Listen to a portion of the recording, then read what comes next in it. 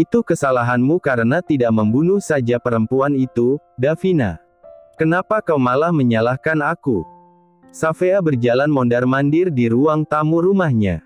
Telepon dari Davina sedikit banyak membuat hatinya menjadi resah. Mansion keluarga Miller dikelilingi oleh banyak orang tidak dikenal. Dan kemungkinan mereka anak buah Alexander Kemal Malik, musuh bebuyutan dari Juan Miller, kakak dari Raphael Miller. Apalagi Sander, putra dari Juan Miller, mulai menyerang organisasi Raphael dan merongrongnya dari dalam hingga banyak anak buah Raphael yang beralih ke pemuda itu. Sialan. Safea meremas ujung gaunnya gelisah. Kau yang menghancurkan rencana kita, Davina. Perempuan itu yang menjadi saksi kunci kejahatan kita. Kau yang memintaku membebaskannya hanya karena ciuman dari pria keparat itu. Murahan sekali kau. Safea menggeram marah. Kemarahan yang membuatnya lupa ia berada di mana dan ada siapa saja di sekitarnya. Ia bahkan tidak peduli dengan siapa dia bicara saat ini, Davina Miller, putri mafia satu-satunya dari Raphael Miller, yang bahkan bisa membunuh manusia hanya dalam satu kedipan mata, ia juga tidak peduli. Yang ia pedulikan saat ini adalah, semua usahanya selama bertahun-tahun hancur begitu saja hanya karena kesalahan kecil perempuan barbar itu. Hentikan memakiku, Safea. Terdengar suara teriakan Davina dari seberang tidak membuat nyali Safea surut. Dia sudah dibutakan oleh amarah. Semua yang sudah hampir berada dalam genggaman terpaksa harus dia relakan meski ia tidak akan pernah rela seumur hidupnya. Harusnya kau membunuh Kenrick, Raina, dan semua orang yang terlibat warisan itu, Davina. Lalu kau bisa menikah dengan Max, putraku. Dia juga memiliki darah Regen. Tapi kenapa kau begitu bodoh? Kenrick tidak pernah sedikit pun melirikmu. Banyak kalimat bernada pembelaan dengan teriakan selanjutnya, tetapi Safea menghentikan paksa obrolan mereka lalu melempar ponselnya dengan kasar. Sialan. Sialan. Sialan. Susah payah aku membunuh James dan Liliana. Tapi semua berakhir sia-sia. Perempuan keparat. Harusnya aku menyingkirkannya juga. Sialan. Pikirannya sudah ramai, semakin ramai. Diselipkan perasaan benci dan dendam yang tak akan pernah surut di sisa hidupnya. Bagaimana rasanya hidup dalam bayang-bayang wanita lain? Bagaimana rasanya menjadi menantu tak pernah dianggap? Bagaimana rasanya ketika putramu tak pernah diakui sebagai anak kandung dari ayahnya sendiri? Bagaimana rasanya? Wahai wanita dimanapun kalian berada. Bagaimana rasanya berada di posisi Safea saat itu? Saat dia begitu mencintai James dan memuja pria beristri itu. Apakah perasaannya salah? Cinta datang dengan sendirinya tanpa bisa dia cegah. Dan selama hidupnya dia selalu mendapat ketidakadilan jadi istri kedua yang tersisihkan. Di saat otaknya sedang sibuk berdebat mencari pembenaran, seluruh penerangan mansion mati secara tiba-tiba. Dan seingatnya hanya ada dia dan ibu mertuanya yang lumpuh saat ini yang mungkin hanya menunggu waktu untuk disingkirkannya juga. Semua pelayan juga sudah beristirahat di paviliun belakang. Dan para bodyguard pasti sedang berjaga di pintu depan. Safea mencari-cari ponsel yang ia lemparkan lalu menggunakan ponsel itu sebagai sumber cahayanya, berjalan pelan-pelan, sambil memanggil-manggil nama bodyguard yang sialannya tak ada yang menyahut panggilannya. Namun, belum sempat ia mencapai pintu, dia mendengar sesuatu menabrak meja belakangnya. Safea sadar, suara tadi, dan suasana gelap di mansion yang sebesar ini membuatnya sedikit bersikap paranoid. Dia merasa sedang diperhatikan. Secara naluriah, Safea mempercepat langkahnya menuju pintu dan memanggil acak nama pengawalnya. Sialnya, saat tangannya menyentuh handle pintu, ada yang memukul tangannya secara kasar dengan tongkat hingga ponselnya terbanting ke lantai. Dia ingin berteriak, tapi seseorang itu kembali menghantam kepalanya. Entah dengan apa. Mungkin juga dengan tongkat itu. Rasanya sangat sakit dan ia merasakan darah mulai merembes di kepalanya. Namun, kengerian lebih pekat menguasai pikiran Safea, hingga dia mendadak mati rasa. Seolah tidak puas, seseorang itu kembali menghantam tubuhnya berkali-kali. Safea hanya berusaha menutupi kepalanya. Dia berusaha memikirkan caranya keluar dari mansion ini dalam keadaan hidup. Sialan. Saat hantaman selanjutnya terasa, Safea bisa merasakan tetesan darah mengalir ke pipinya, membuat rasa mual berkumpul di perut hingga memenuhi tenggorokannya. Safea menggeleng, air mata yang ditahan sejak tadi luruh. Pikirannya berkecamuk, siapa orang yang telah menyerangnya? Menyerang dalam kegelapan bukanlah hal yang mudah, apalagi seseorang itu menyerangnya di rumahnya sendiri. "Siapa kau?" tanya Safea di antara nyeri yang menghantam kepalanya. "Dasar wanita tidak tahu diuntung." Ucap pelan suara itu membuat Safea mengernyit. Lalu hantaman selanjutnya datang dan dunia Safea yang tadi gelap semakin gelap gulita. Kenrick memerintahkan kedua tangannya untuk mengemudi secara gila-gilaan melewati jalanan padat kota New York, sementara Edward yang memaksa ikut duduk di sampingnya memegangi dandel grip erat-erat. Kalimat Max yang mengatakan bahwa sang nenek menelponnya berkali-kali, memutari benak Kenrick berulang kali. Beradu bising dengan klakson yang terus dia bunyikan setiap ada pengendara lain yang akan menyalip atau mobil yang berjalan bagai siput di tengah jalan. Beberapa kali ia memukul setir, seolah sedang menamparkan diri sendiri. Dia sudah menemukan satu-satunya keluarganya yang masih hidup, sang nenek tercinta, tapi tololnya, kenapa dia bahkan mengabaikannya? Kenrick. Sialan. Tiba-tiba Edward berteriak saat Kenrick menerobos lampu merah. "Nenekmu belum tentu kenapa-napa. Kita yang akan kenapa-napa kalau sampai terjadi kecelakaan. Aku belum mau mati muda. Aku belum menikah. Sialan kau." Suara Edward memenuhi mobil, tapi Kenrick mengabaikan itu. Dia kembali menginjak pedal gas dan melajukan mobilnya dengan brutal. "Siap-siap bayar tilang. Mobil ini pasti terekam CCTV pelanggaran," keluh Edward lagi, dan Kenrick benar-benar tidak peduli. Dia masih membayar dendanya. Tapi nyawa sang nenek dalam bahaya. "Max, apa kau tidak bisa menghubungi nenekmu lagi?" desis Adelard mengalihkan pembicaraan. Rasanya hanya Adelard yang rasionalis daripada ketiga pria yang ada di dalam mobil itu saat ini. Ponsel nenek tidak aktif dan telepon rumah juga mati. Sial. KENRIC. Kenrick mengerem mendadak ketika mobilnya nyaris menabrak mobil dari arah berlawanan. Menggeleng pelan, tanpa memedulikan omelan tiga orang yang kini berdengung di mobilnya bagai kaset rusak, akhirnya Kenrick sampai juga di mansion milik nenek Regan dengan aman terkendali tanpa menabrak atau ditabrak. Dia lantas membuka pintu mobilnya dengan cepat, turun dan berlari mengabaikan sapaan beberapa bodyguard yang berkumpul di depan pintu gerbang.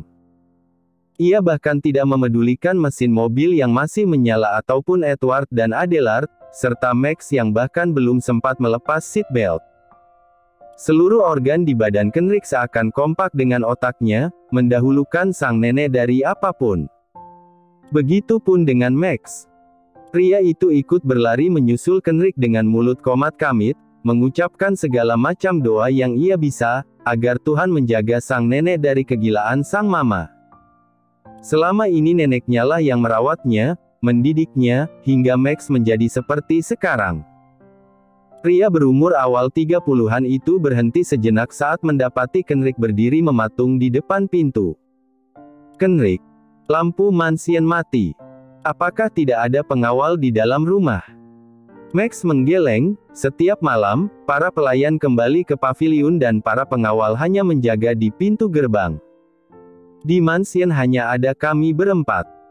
Kenrick merasakan darahnya mendidih. Bagaimana mungkin mansion mengalami mati lampu total dan para pengawal brengsekmu itu tidak tahu?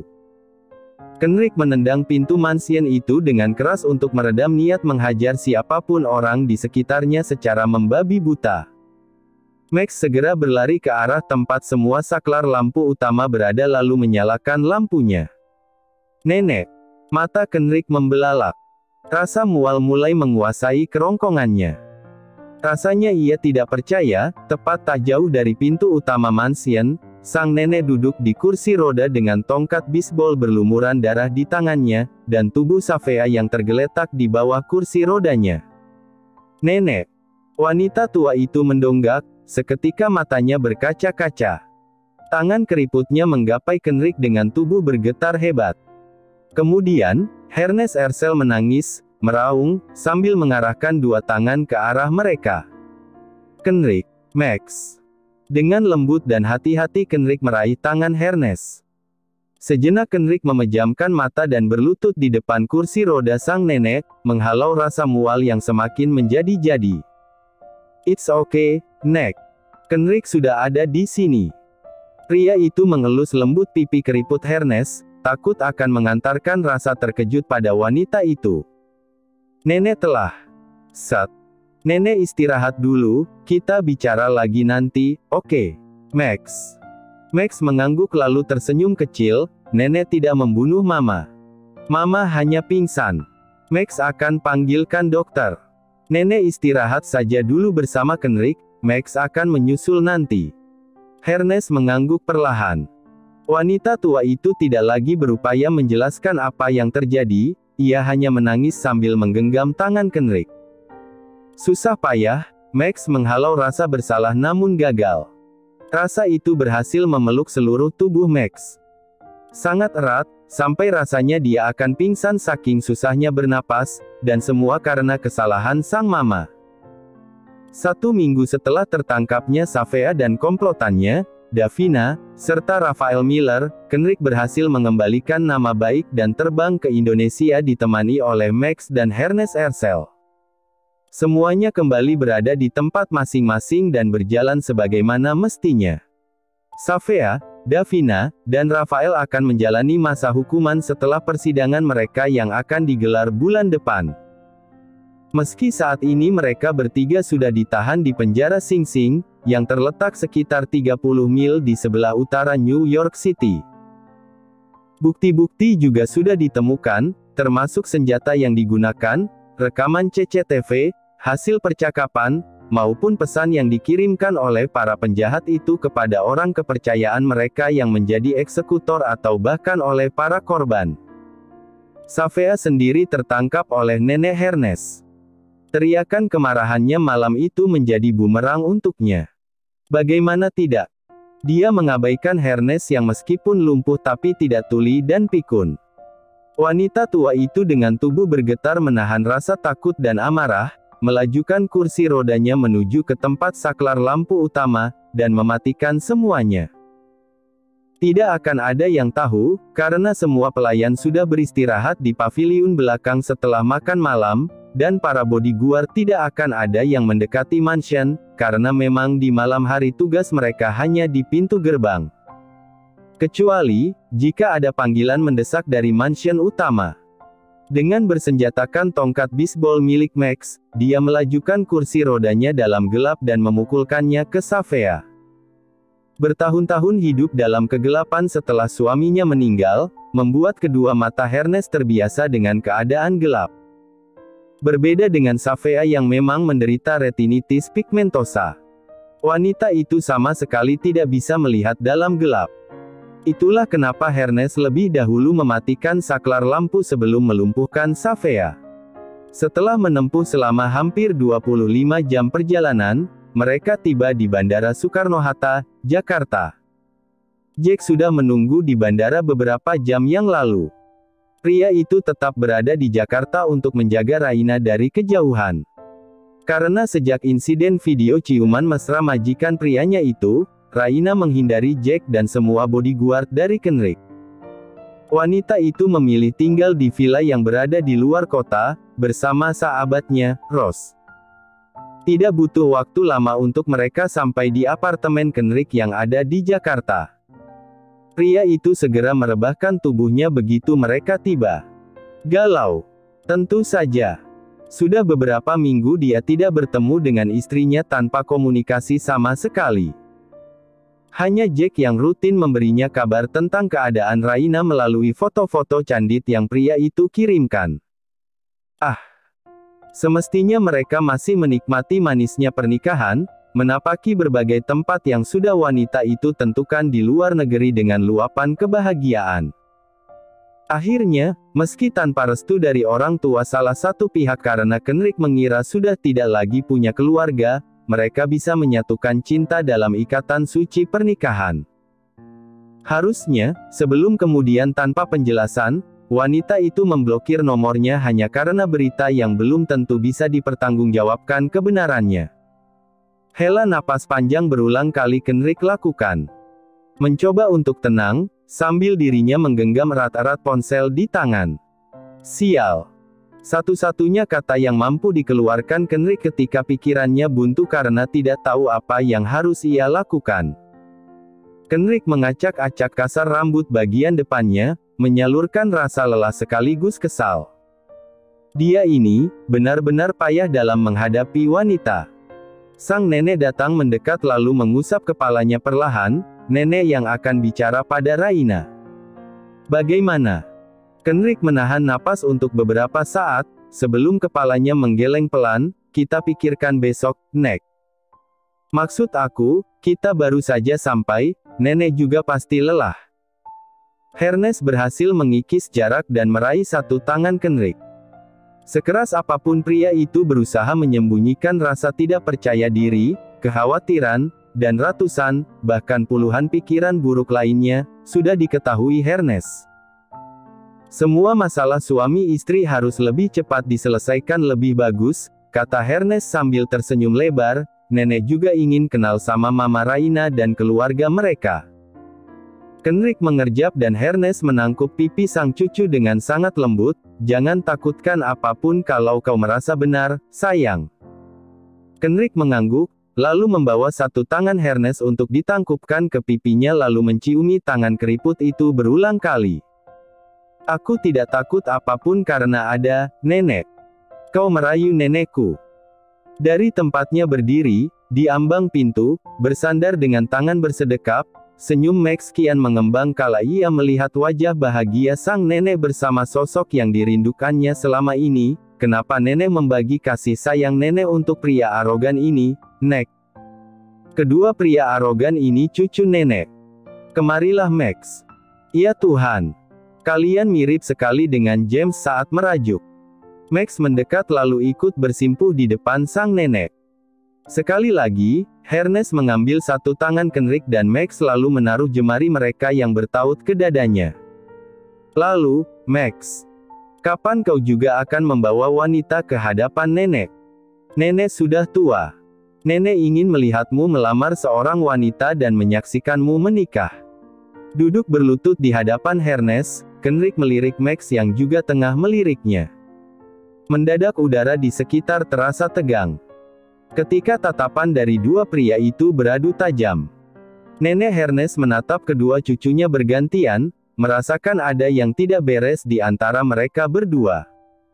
Ada apa dengan kalian berdua, Kenrick? Max. Max berdeham, kamu harus menjelaskan pada nenek apa yang sudah kamu lakukan padaku. Jangan kau kira aku tidak tahu, aku menemukan Bert yang sekarang bekerja di kasino milikmu di Las Vegas. Kenrick mengedik. Aku tidak tahu apa harus menjelaskan tentang hal ini, Max. Tapi mungkin kamu harus mengerti, aku melakukannya untuk Raina. Adik macam apa kau yang mengejar kakak iparnya sendiri? Kau. Kenrick mendengkus jengah, ini mungkin terdengar tidak adil untukmu. Tapi anggap saja skandal itu hadiah dariku. Kau tidak akan pernah bisa memiliki Raina tapi kau bisa memiliki sahabatnya. Max mendesah pelan lalu mencipta sedikit garis lengkung di bibir membentuk senyum tipis yang segera Kenrick respon dengan kenyitan. Apa? Max menggeleng pelan. Pria itu hanya menaikkan sepasang alis kemudian kian melebarkan senyumnya, karena kau menyebutnya untuk Raina maka aku tidak bisa memprotesnya. Kau tidak bisa semaunya mengatur jalan hidup orang lain, Kenrick. Kenapa kalian bertengkar? Apa yang sebenarnya terjadi? Hernes memotong perseteruan dua cucunya yang masih sama-sama berlutut di hadapannya, seakan memperebutkan mainan kesayangan. Kenrick menjebakku dengan memberikan obat perangsang, Nek. Astaga. Lalu kau. Apa kau merusak seorang gadis karena obat perangsang itu? Masih tak bergerak dari tempatnya berlutut, Max mengangguk pelan, ya, sahabat Raina, namanya Rose. Ya Tuhan. Max. Apapun alasannya, terlepas dari Kenrick salah atau tidak, kau harus tetap bertanggung jawab, nak. Nikahi Rose. Besok nenek yang akan melamarnya untukmu. Max mengerjap, sementara Kenrick tersenyum lebar. Akhirnya, Nek. Mengibaskan tangan, Hernes menggeleng tanpa menatap pandangan sayu Max. Wanita tua itu berkata dengan tegas, tidak ada alasan apapun. Kau harus bertanggung jawab, Max. Bukan aku tidak ingin tanggung jawab, tapi kenapa nenek tidak menghukum Kenrick? Nenek pasti akan menghukumnya. Oh ya, bagaimana? Tangan keriput Hernes terulur lalu menjewer telinga Kenrick hingga pria itu mengadu kesakitan. Pria tampan itu tertawa terbahak-bahak lalu memeluk Hernes dan juga Max dengan penuh kasih sayang. Oh, dramatis sekali. Akhir bahagia untuk sebuah kisah yang berawal dari pertikaian keluarga. Rasanya Max ingin waktu berhenti untuk sementara. Andai Safea tidak gila karena harta. Andai keluarga mereka masih sempurna, pasti mereka akan lebih berbahagia lagi.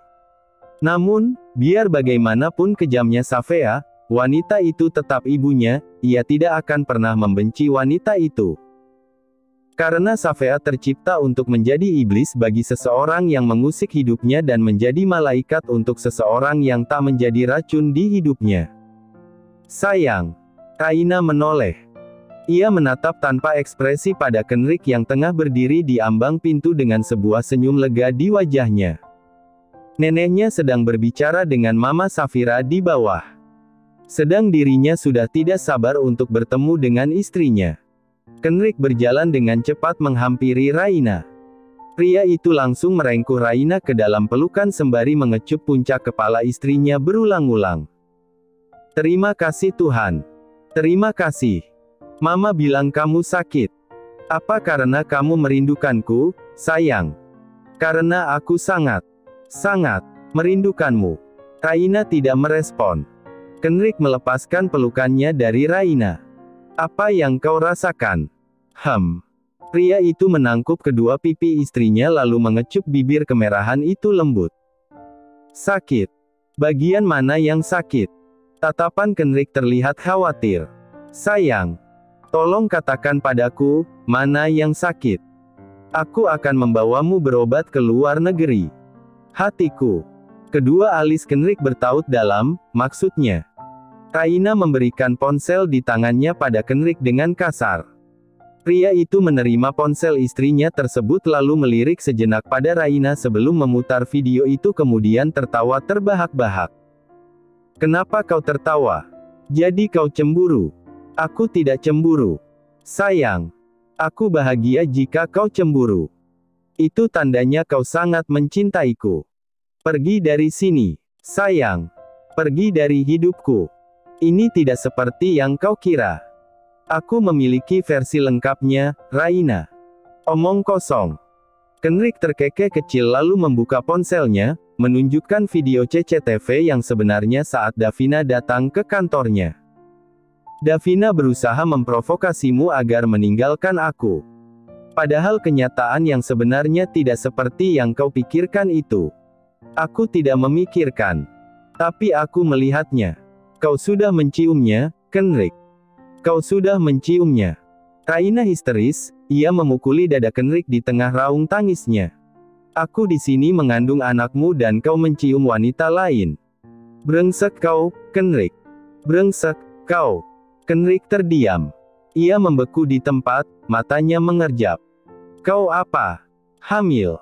Aku salah bicara. Kenrick tidak memedulikan kemarahan Raina.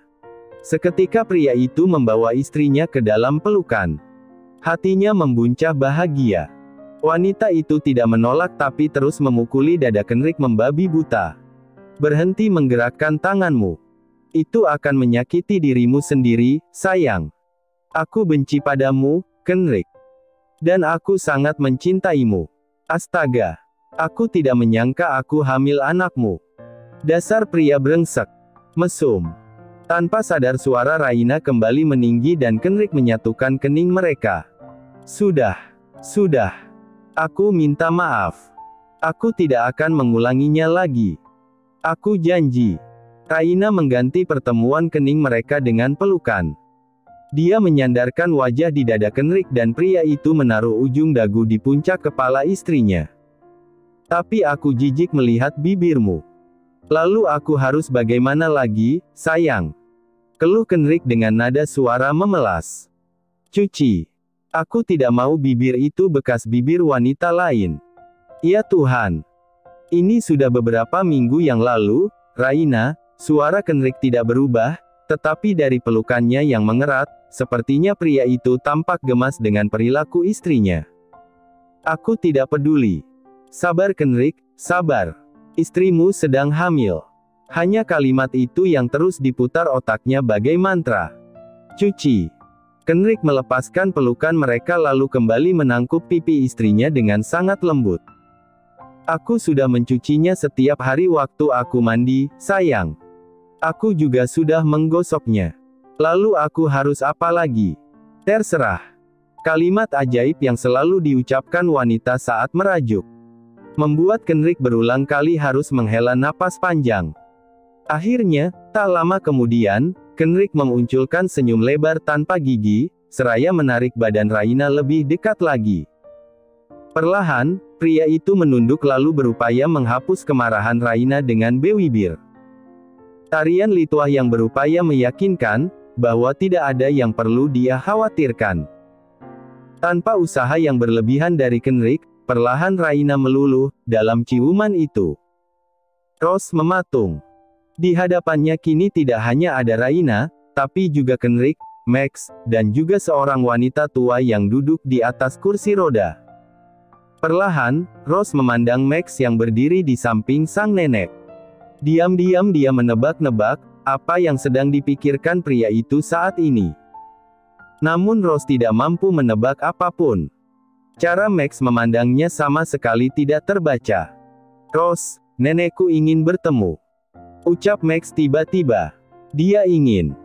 Max memiringkan posisi berdirinya menghadap Rose, memandang jauh ke balik punggung wanita itu seolah berupaya menyembunyikan kegugupannya. Dia ingin. Lebih baik nenek sendiri yang akan mengatakannya kepadamu, lanjutnya lagi dengan suara terbata-bata. Rose tersenyum dan mengangguk, mengunci pandangan lelaki itu dan tersenyum lebih lebar, tidak apa-apa. Anak bodoh. Bentak Hernes pada Max. Kemarilah Rose, mendekat pada nenek. Dan kau juga Raina, kemarilah, mendekat pada nenek. Dan sebelum Max dan Kenrick merespon, Rose dan Raina meninggalkan lelaki mereka dan berjongkok di sisi kanan dan kiri sang nenek. Perlahan Hernes Ercel melepaskan kedua cincin berlian yang melingkar di jari manisnya lalu memasangkan salah satu ke jari manis Raina dan sisanya ke jari manis Rose. Ini cincin yang diberikan kakekmu pada nenek, kata Hernes pada Raina, nenek berikan kepada menantu tertua. Dan ini cincin pernikahan James untuk Liliana, nenek berikan kepada menantuku yang lebih muda. Nek. Rose, maafkan Max. Dia sebenarnya pria yang sangat baik. Tapi dia tidak pernah bisa mengatakan apa yang dirasakan oleh hatinya. Kau mau menerima Max menjadi suamimu, bukan? Nenek mewakili orang tua Max melamarmu untuk cucuku. Air mata Rose jatuh, diiringi angin yang datang membelai wajahnya, entah berasal dari mana. Mungkin saja dari jendela besar yang ada di ruang tamu rumahnya.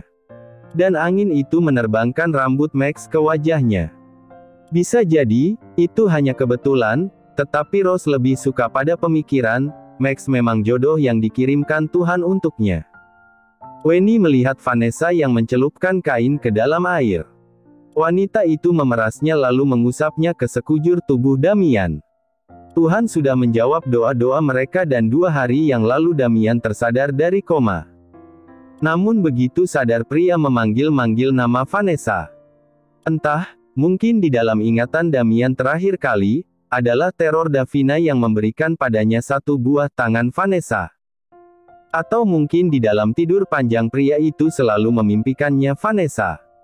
Tidak ada yang pernah tahu, karena jodoh, hidup, dan mati, semua rahasia Tuhan. Hingga Kenrick dengan teramat terpaksa meminta bantuan Edward untuk mengantar Vanessa ke Indonesia. Hari semakin larut, namun mata Weni masih terbuka mengamati gerak-gerik Vanessa. Setiap kali Damian meringis, Vanessa dengan sigap mengusap bagian manapun yang tercepat ia gapai, sambil membisikkan, "Aku di sini, Damian." Vanessa melakukan itu sepanjang malam. Wanita itu hanya akan tertidur sebentar, lalu kembali mengawasi Damian. Meski Weni tidak terlalu suka pada Vanessa tapi dirinya akan mengalah demi kebahagiaan putranya. Bukankah orang jahat bisa jadi baik? Dan begitu pun sebaliknya. Apa salahnya memberi wanita itu kesempatan kedua, karena setiap manusia berhak mendapatkan kesempatan untuk memperbaiki kesalahannya. Hingga pagi menyapa, Damian baru bangun dan langsung dilakukan pemeriksaan harian oleh suster. Vanessa berdiri di samping Damian, membiarkan pria itu menggenggam cukup erat jemarinya yang masih utuh. Dan begitu suster meninggalkan mereka, Vanessa kembali duduk di sisi ranjang, sambil menyunggingkan seulas senyum manisnya untuk Damian. "Kau akan baik-baik saja, Damian." "Aku akan baik-baik saja jika bersamamu," kata Damian nyaris berbisik. "Maafkan aku yang tak becus menjagamu hingga kau seperti ini." Vanessa menggeleng perlahan, seraya mengusap pipi dan lengan Damian. "Semua salahku dan bukan salahmu. Kau tidak perlu menyalahkan dirimu sendiri, Damian." "Tidak Vanessa. Andai aku tidak menceraikanmu saat itu, aku pasti akan selalu menjagamu." Damian memejamkan kedua matanya kuat-kuat. Dia benar-benar tidak ingin membayangkan betapa takutnya Vanessa saat itu. Sedangkan dia tidak ada di sana dan menolongnya dengan cepat. Sialan. Ia bahkan sudah mengira Vanessa mati di tangan Davina. Sempat ia menyalahkan Tuhan, dan berharap jika seandainya dirinya diberikan kesempatan kedua, dia akan menjaga Vanessa. Dan Tuhan mengabulkan harapannya. Bukankah Tuhan akan selalu mengabulkan setiap doa? Meski cepat atau lambat, atau ditangguhkan, namun Tuhan tidak pernah mengecewakan hamba-Nya. Damian. Vanessa mengusap lembut punggung tangan Damian lalu menciumnya berulang kali. "Maafkan aku, seharusnya aku lebih menghormatimu sebagai suami. Seharusnya aku mencintaimu, menyayangimu, tapi aku malah berselingkuh dengan lelaki lain. Aku wanita bodoh. Aku wanita yang tidak tahu diuntung. Aku benar-benar tidak pantas untuk pria sebaik kamu, Damian." "Vanessa. Aku akan menyerahkan diriku ke kantor polisi. Aku akan meminta maaf pada Kenrick dan keluarganya. Dan setelah aku menjalani masa hukumanku, aku berjanji akan mengabdikan hidupku untuk Tuhan." "Vanessa. Percayalah padaku, Damian. Pria sebaik kamu, pasti akan menemukan wanita yang baik pula untukmu. Maafkan aku."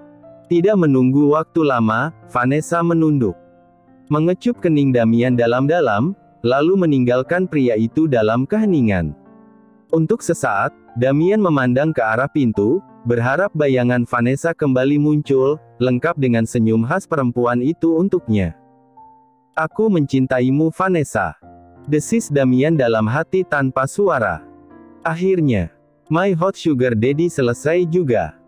Terima kasih banyak saya ucapkan untuk teman-teman yang sudah membaca My Hot Sugar Daddy. Mohon maaf juga atas segala kesalahan.